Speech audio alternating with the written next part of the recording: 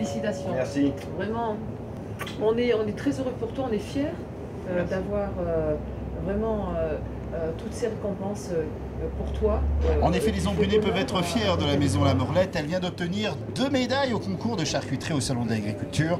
Une médaille d'argent pour son fuseau et une médaille d'or pour son petit saucisson Barcelot. Ouais, tout à fait. Donc là, on a notre rosette, hein, ce que nous on appelle ici le fuseau, donc qui a fait donc la médaille d'argent. Donc ça, c'est un produit qui est destiné à être tranché, hein, qui va beaucoup dans les restaurants, qui va beaucoup dans les épiceries et qu'on retrouve, je dirais, chez les bouchers également. Et puis donc on a le petit Barcelot, hein, qui lui a eu donc la médaille d'or au salon de Paris.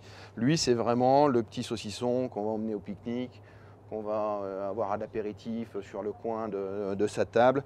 Petit produit de 200 grammes qui se mange généralement en très peu de temps. En très peu de temps, une soirée, généralement celui-là il disparaît. Alors Laurent, qu'est-ce qui fait la différence, ce saucisson en fait? Alors, au niveau du saucisson, c'est vrai qu'au niveau donc, du produit, déjà, donc, on travaille déjà une matière première qui est uniquement qu'une matière première française.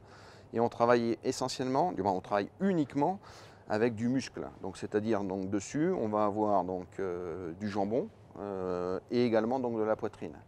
On travaille également uniquement sur le gras naturel du cochon, donc qui fait qu'on n'apporte pas donc de gras supplémentaire. On est sur un produit à aujourd'hui qui est un produit relativement maigre.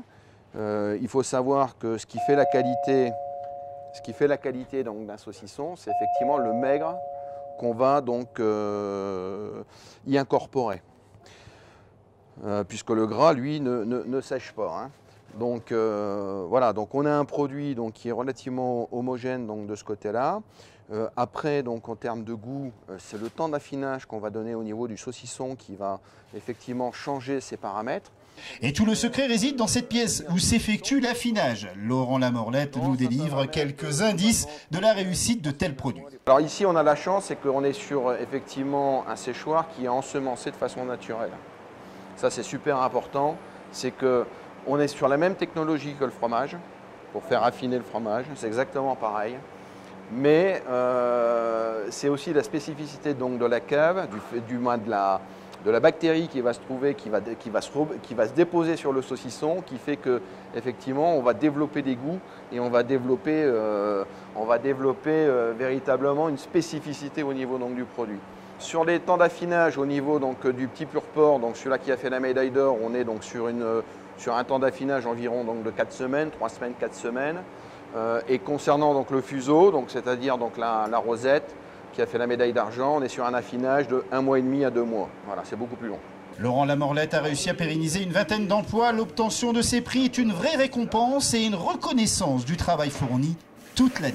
Donc c'est une récompense véritablement pour les équipes, ça remotive effectivement donc, notre personnel, ça les met en avant, ça met en avant donc l'entreprise. Pour nous, on considère généralement que c'est 30% donc, de ventes supplémentaires en produits donc, de charcuterie.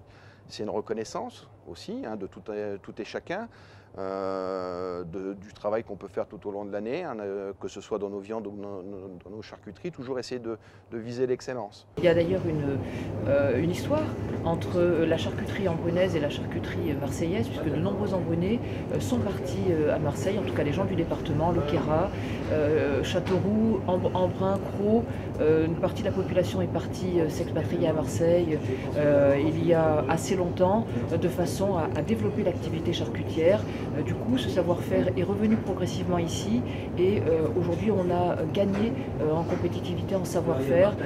On permet aussi à un certain nombre de jeunes de trouver un débouché, donc c'est vraiment formidable. La maison La Morlette en est déjà à 7 médailles obtenues depuis l'existence du concours de charcuterie et elle compte ne pas en rester là.